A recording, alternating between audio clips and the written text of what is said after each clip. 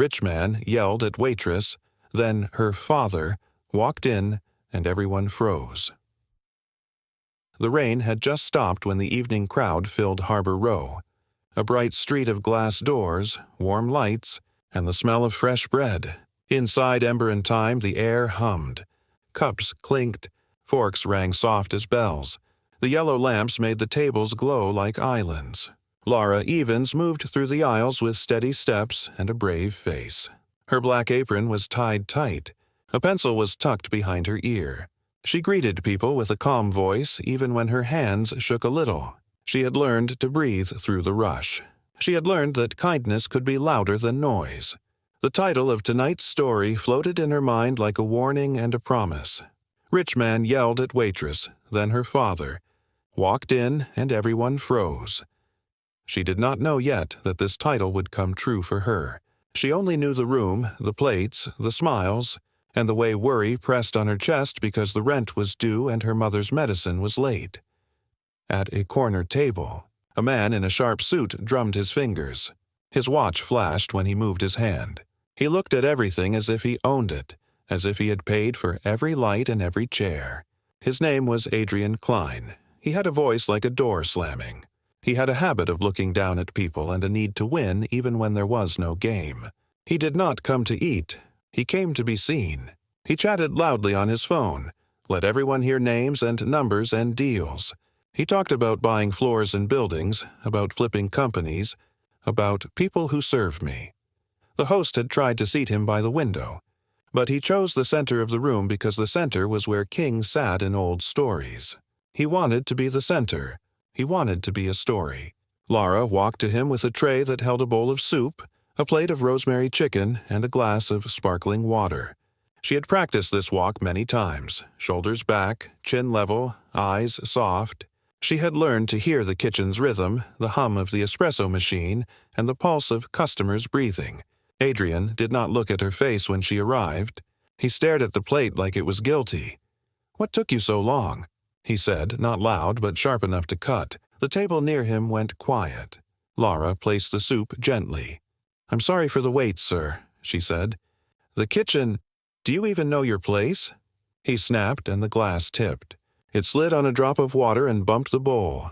The golden soup rocked, kissed the rim, and spilled in a thin ribbon onto the saucer. It was not a big spill. It was not a disaster. But Adrian leaned back as if she had dumped it onto his lap. "Look at this," he said. "Incompetent." The word fell into the room like a stone into a pond. Ripples of silence spread out. The couple behind him stopped their fork mid-air. The college kid by the door pressed his lips together. Laura's hands wanted to tremble, but her eyes stayed steady. She reached for a napkin, dabbed the saucer, and set the glass upright again. "I'm very sorry," she said softly. "I'll bring a fresh bowl." "You'll bring your manager," he said louder now. "And you'll learn how to serve people who actually matter."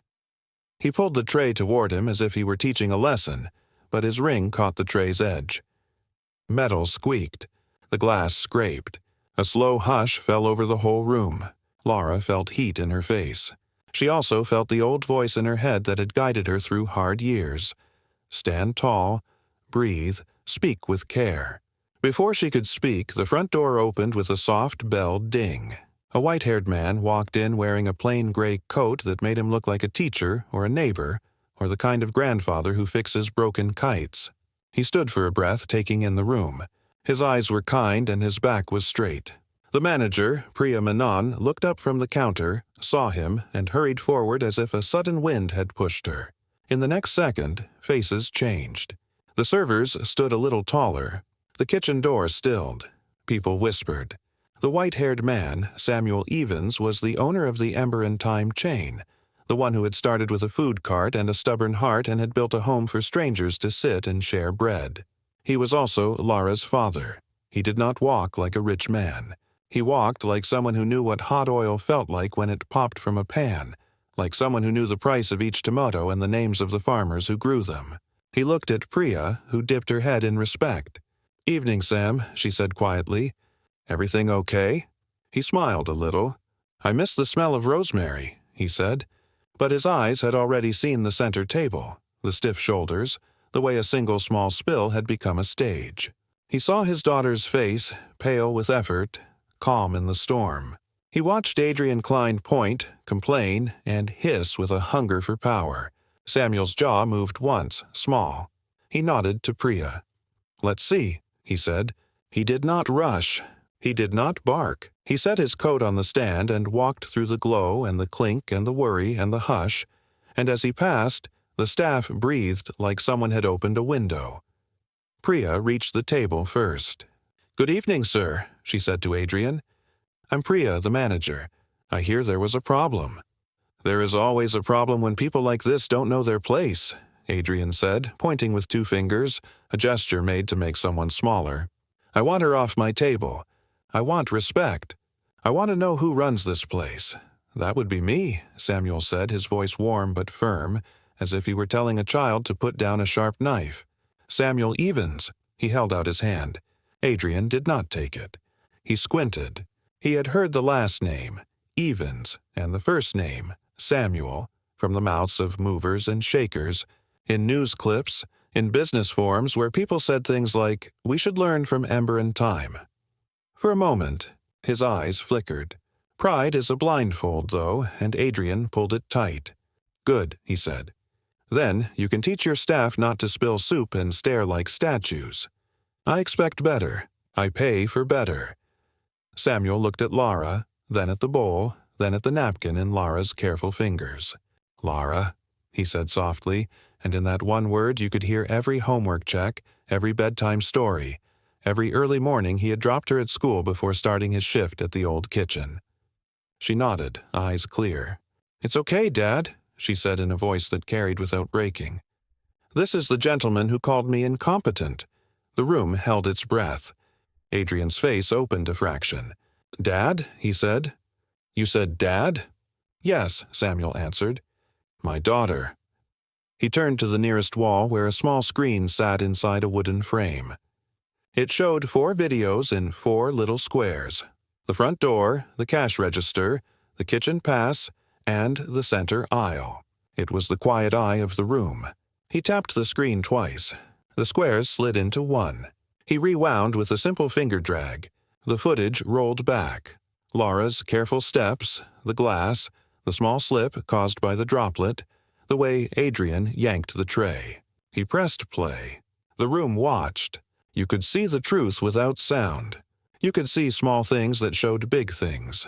A hand too rough, a face that liked power, a worker steady in trouble. Samuel did not raise his voice. He did not make a speech to entertain the crowd. He let the truth speak. When the clip ended, he looked at Adrian. "Here, respect comes first," he said, not cold but strong. "Money comes second." He turned to Priya. "Please put the bill on this gentleman," he said, "and then ban him. For life." There was a beat of silence like the pause before thunder. Then applause spilled from tables and burst into the air. It rose, bright and grateful like a warm wave lifting everyone who had bent under the day. Adrian's mouth opened, closed. Power had always been the room he walked into. Suddenly, he stood outside in the hall. He had not been told no in a long time. He had not been told no in front of a room. He flushed red, not from shame at first, but from anger. He shoved his chair back so hard the legs scraped. The scrape sounded harsh against the soft applause. He grabbed his jacket and threw it over his shoulder with a sharp movement meant to say he still owned something. But before he could storm out, the front doorbell dinged again. A young woman entered with a stroller and a little boy holding her hand. She was wet from the rain and smiling from relief. "I'm so sorry we're late," she said to no one in particular. "We got turned around." She did not know she had stepped into a storm's eye. Her voice was like a small light. The room eased a bit, like people remembering the world was not only a fight. Adrian stopped for a second at the door. He looked back at Samuel and Lara as if to say, "You will regret this." Then he left, the bell dinging behind him, the street swallowing his steps. That could have been the end. The spill, the call-out, the ban, the applause, the quiet after. But stories that last don't stop at the first clap. There was more under the table. There were old wires running through this city, and tonight some of them would spark. Laura returned to the kitchen window to put in a new order for the table that had watched her like a friend watches a tightrope walker. Chef Mateo, a steady man with sleeves folded to his elbows, touched her shoulder with floury fingers. "You okay?" he asked. She nodded. "I am now," she said, and meant it. But her body still trembled inside. She took a breath and chose to give grace to herself. Then she turned to the next table with a fresh smile. Across the room, Samuel shook Priya's hand. "You handled it well," he said. "You always do," Priya exhaled. "He wanted to hurt her," she said softly. "And he wanted all of us to believe he could." Samuel nodded once. "He cannot," he said. "Not here." They might have gone back to normal, but the front doorbell dinged a third time. 2 men in raincoats walked in. They did not carry umbrellas. Their shoes were dry. They scanned the room like people who made very fast decisions and were used to bad news. One was tall and thin with light hair and a flat gaze. The other was compact with a notebook tucked into his pocket and eyes that saw edges. They came straight to Samuel with quiet steps. "Mr. Evans," the thin one said, voice low. "I'm Ben Parker." The compact one nodded. "I'm Detective Lionel Cho." The room did not hear them, but Priya did, and her face tightened. "We can talk in my office," she said. "Of course," Samuel replied and looked once at Laura. She lifted her chin in a way that said, "Go, I've got this." In the little back office with the corkboard of schedules, the smell of burnt coffee, and a small plant someone kept forgetting to water, the detective stood near the door. "We won't take much of your time," Lionel said. "We're investigating a fraud case. It touches several restaurants in the district." Priya folded her arms gently. "What sort of fraud?" Ben took out a file. "Counterfeit equipment invoices," he said. "False repairs billed to chains. One name sits in the middle of it." He tapped the top page. "Adrian Klein." Priya's mouth parted. Samuel's eyes did not widen. They went calm, the way water goes very still before it freezes. "He was just here," he said. Lionel nodded. "We know. We were hoping to catch him.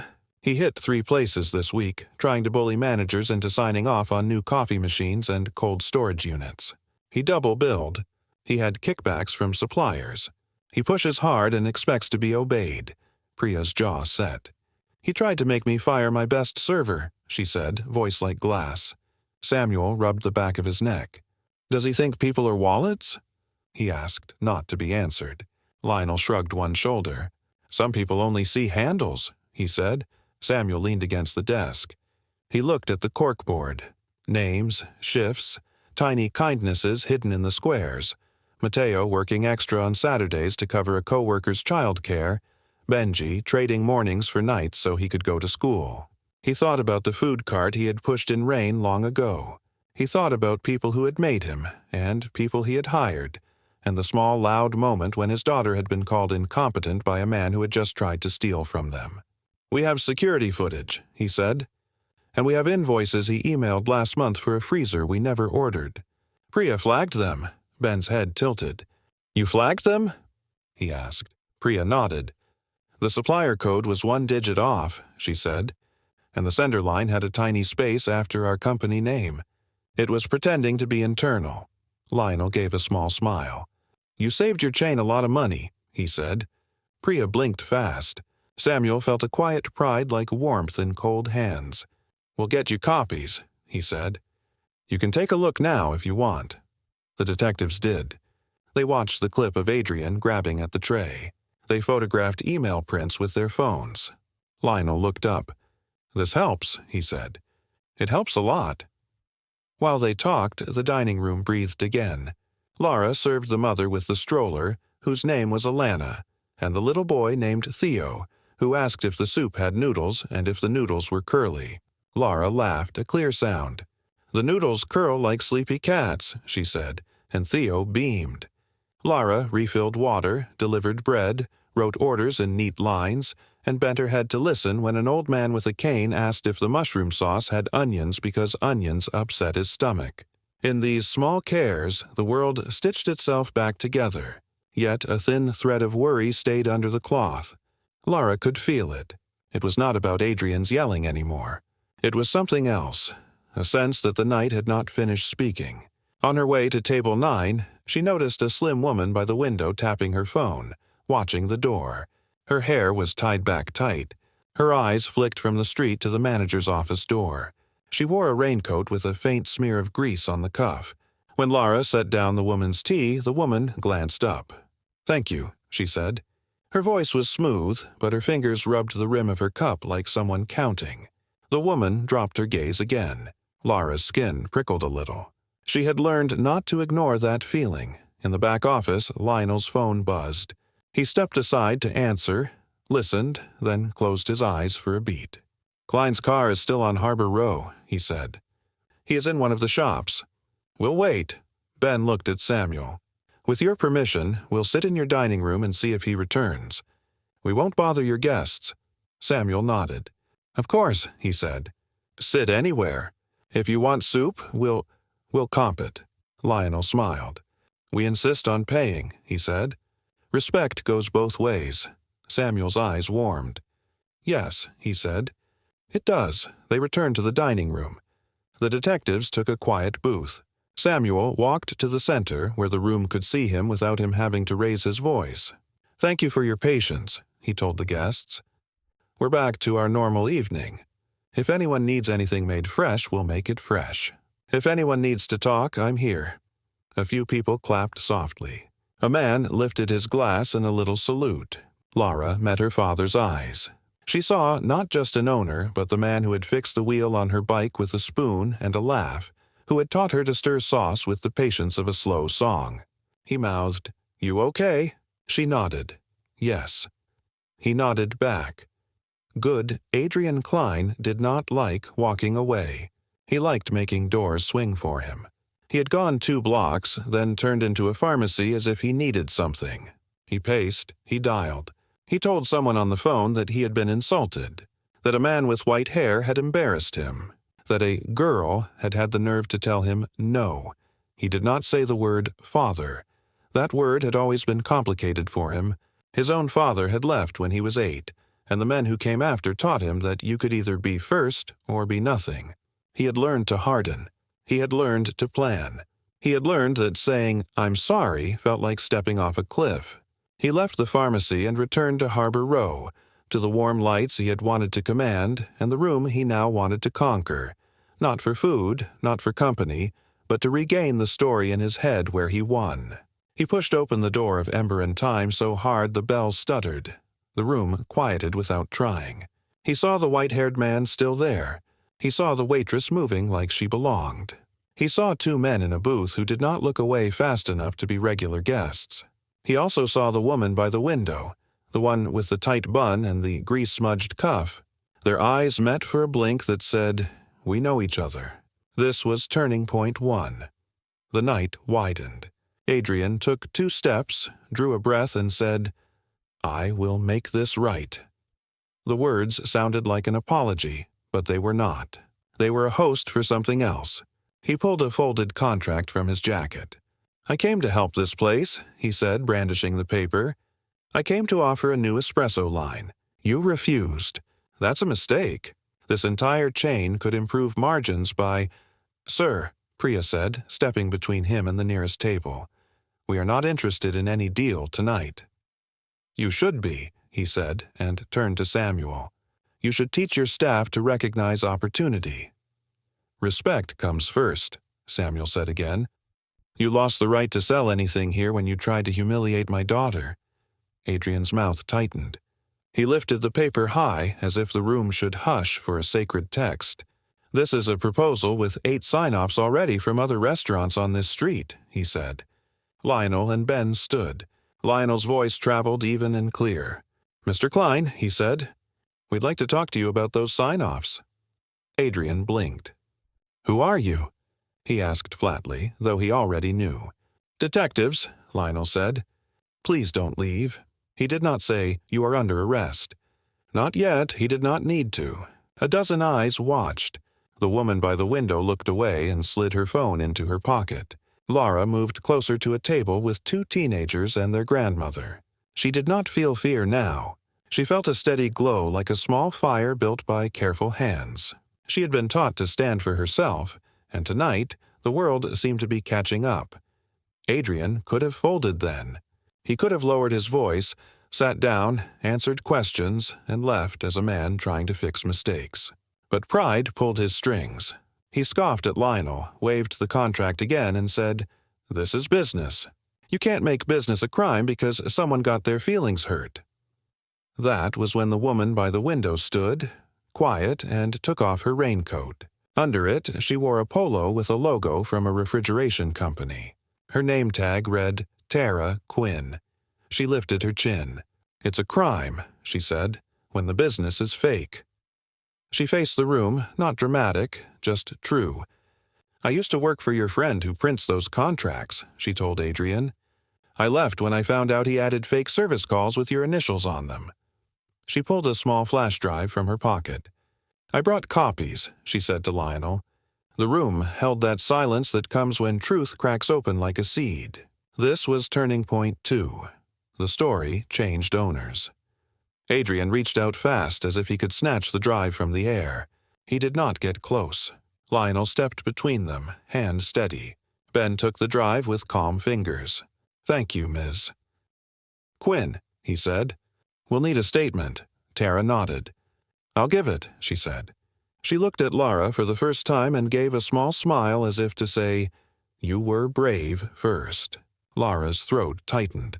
She felt a drop of gratitude fall into her chest and ripple out. Smoothing stones she had not known were rough. Adrian's face changed then. It didn't break. It rounded, like clay under too much pressure. He looked at the door, at the bell, at Samuel, at the room he had tried to make his stage and now felt like a jury. He dropped the contract onto a table. The paper slid and fell, a quiet little failure. He did not run. He did something worse. He spoke like a boy with his fists up, defending a sandcastle from a tide he does not understand. "You all think you're better?" he said. "You think you're saints because you clap for theater?" He pointed at Samuel. "You humiliated me." "I won't forget." Samuel's eyes met his. "Humiliation is what we do to ourselves when we refuse to listen," he said. "I offered you truth. You can still take it." Something in Adrian flickered at those words. It was small. It was not ready to burn.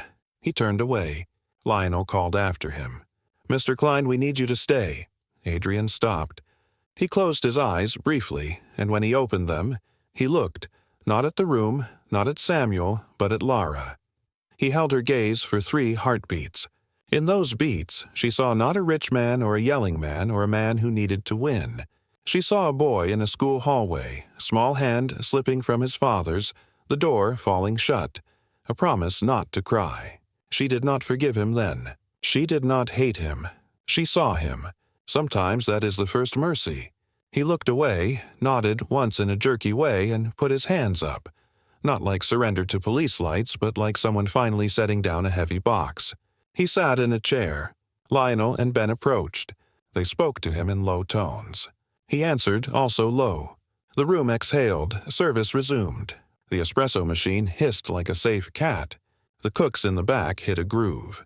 Plates traveled like little suns. Samuel helped a busser stack cups. Priya checked on a row of tables and fixed a wobbly leg with a folded napkin. The quiet hero work that keeps places whole. Tara wrote down names and dates for Lionel. Adrian's pen scratched, uneven. He did not look up. The moment's heat passed, but the warmth stayed. This was turning point 3. Kindness did not just clap, it carried. The night had not only exposed a bully, it had revealed a network. Staff who watched out for each other, a manager who caught a trick by sensing a space where a letter should not be, a stranger who brought proof, a father who put respect over money, a daughter who stood still when a storm tried to move her. Later, after the detectives left with statements and a box of email prints, after Adrian walked out without slamming the door, followed by the echo of a choice he had not yet made, after Tara went home with a cup of soup and a promise from Samuel that there would be a job in the morning if she wanted one, after the little boy with curly noodles asked if he could come back tomorrow because the soup tastes like a hug, after the rain started again and the street reflected the lamps in long yellow lines, ember and time began to close. Chairs turned onto tables. Music softened to a hum. Lara wiped the last table with careful circles. Her arms ached. Her heart felt strangely light. Samuel stood at the counter writing a note that read, "Staff meeting tomorrow, free breakfast, bring ideas." He put a smiley face next to it, then crossed out the smiley face and drew a small loaf of bread. Because he was Samuel and he had never liked cartoon noses. He looked up at his daughter. "Walk you home?" he asked. Lara nodded. "Always," she said, and untied her apron. They stepped outside together under the small awning. The rain was fine as mist. The street was quiet, the kind of quiet that comes after something hard has finished teaching you. They did not speak for a moment. Then Lara said, "When he yelled, I wanted to cry. Not because it hurt, because I felt small for a second. And then you came in and I felt held, like the room had hands." Samuel slid his arm around her shoulders. "The room did have hands," he said. "We built them over years." Lara laughed, a single bright sound in the rain. "You always speak like that," she said. "Like a carpenter."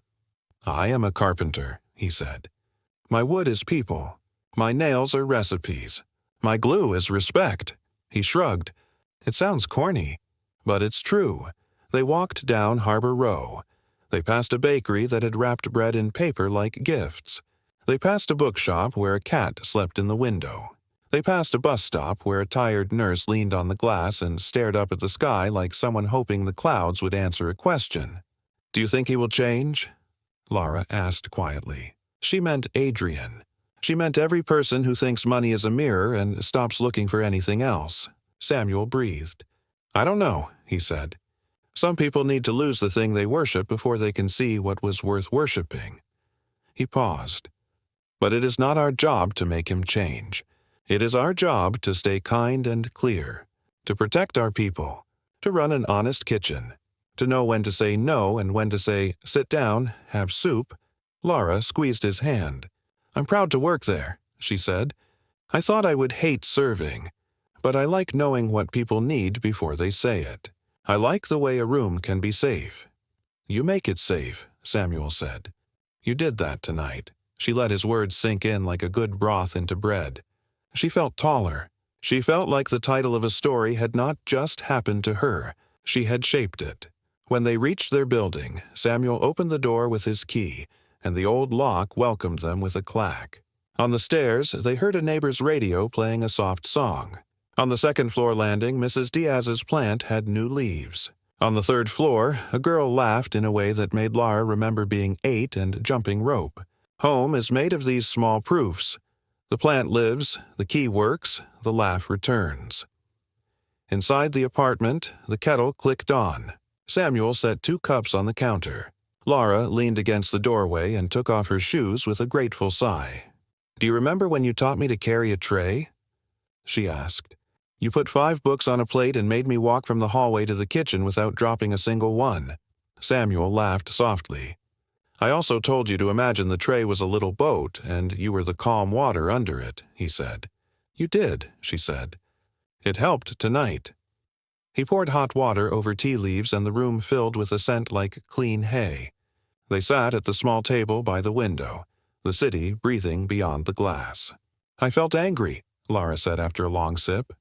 "At first, angry that he thought he could toss me like a napkin. Angry that he made me a show," Samuel nodded. "Anger is a match," he said. "It can burn your hand or light a path. Tonight, I think we used it to light a path," she smiled. "With a lot of help," she said.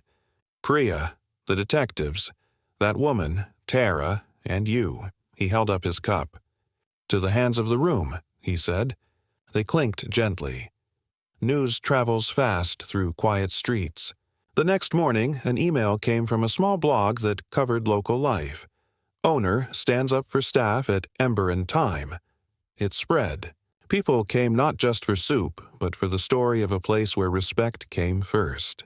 Some came to argue about whether the ban was too harsh or not harsh enough. Most came to say, "Thank you for reminding us how to behave." Tara started at Ember and Thyme 2 days later, working with Priya to audit vendor lists and make a guide for every store in the chain to spot tricky emails that pretended to be internal. The guide had simple steps, like check for extra spaces and call the number you know, not the one in the email. It was written in plain words. It saved money. It saved worry. It made everyone a little braver. As for Adrian, charges were filed. He hired a lawyer who warned him not to speak to the press. He wanted to shout. He wanted to blame. He wanted to find a mirror big enough to show him the world the way he preferred it, tilted toward him. But the mirror had cracked. He sat in a quiet office and looked at his hands. He remembered a soup bowl tipping. He remembered the word respect, spoken like a rule you could lean on. He remembered a girl's steady eyes, not cruel, not scared, just clear. He visited his mother that weekend. She lived in a small house with 3 chairs and a shelf full of seashells in jars. She made him tea and did not ask why his shoulders were up by his ears. She touched his hair like he was still 8. He cried, not hard, but enough to clear the dust. He did not become a new man in a day. He did take the first step, which is sometimes the beginning of a quiet earthquake. He wrote a letter. He wrote it 3 times, crossing out words that were excuses. He delivered it by hand. He walked into Ember and Time at 2 in the afternoon, when the lunch rush had softened and the light came in like a blessing. He asked for Laura. She came to the counter, apron on, hair tied back. He held out the letter. "I'm sorry," he said, almost a whisper. "I forgot you were a person." She took the letter. She read it later in the break room, alone, so she could feel whatever rose without showing it to the world. The letter said, "I was wrong. I have hurt people to feel strong. You showed me a kind of strength I forgot. If you accept this, thank you. If you do not, I will understand. I will still work to be different." Adrian, it was not a perfect letter. It was a good start. She put it in her bag. She did not forgive everything that had happened. She did choose to stop carrying the weight of it like a stone. She wrote 1 sentence back. "Respect people and keep learning. That will be enough for me." She handed it to him at the door. He read it. He nodded. He left with his eyes on the floor, not from shame this time, but because he was busy looking at the path in front of him. Months later, Ember and Time held a small party in the back room to celebrate a new scholarship Samuel had started for young workers who wanted to study hospitality, cooking, or business. He named it the Hands of the Room Fund. Staff brought cupcakes with too much frosting. Priya gave a little speech that made half the room laugh and the other half tear up. Tara showed a chart of money saved by careful watching. Chef Mateo taught a quick class about how to fix a split sauce. Samuel stood last and told the story, plain and simple, the way good stories are told when they've been lived. There was a night when a rich man yelled at a waitress. Then her father walked in and everyone froze. We learned again that respect comes first. Money comes second. And when we stand together, the room grows hands to lift us all. Laura listened from near the door, leaning against the frame, mug of tea smelling like clean hay. She looked around at the faces. Tired, bright, scarred, hopeful. She thought of a boy's curly noodles and a detective's calm voice and a stranger's flash drive, and her father's old hands resting on a counter he had built. She thought of how small she had felt at first and how large she felt now, not in size, but in meaning. She smiled. She knew this truth the way you know a recipe by heart. A place can be a shield. A person can be a lighthouse. Respect can be a door that opens and opens and opens. Outside, Harbor Row glowed again, and the rain made the sidewalks shine like mirrors that showed not our faces, but what we do for one another. In that glow, the title that had sounded like a threat had become a promise fulfilled. A banner over a room full of hands and heat. Rich man yelled at waitress, then her father walked in, and everyone froze. And in the end, no one stayed frozen. They moved. They chose. They learned. They ate warm soup, paid fair bills, spoke soft truths, and went home with lighter hearts. That is how a hard night becomes a better morning. That is how a story becomes a place people trust. That is how respect goes first, and money comes second, and love, quiet and steady, keeps the doors open.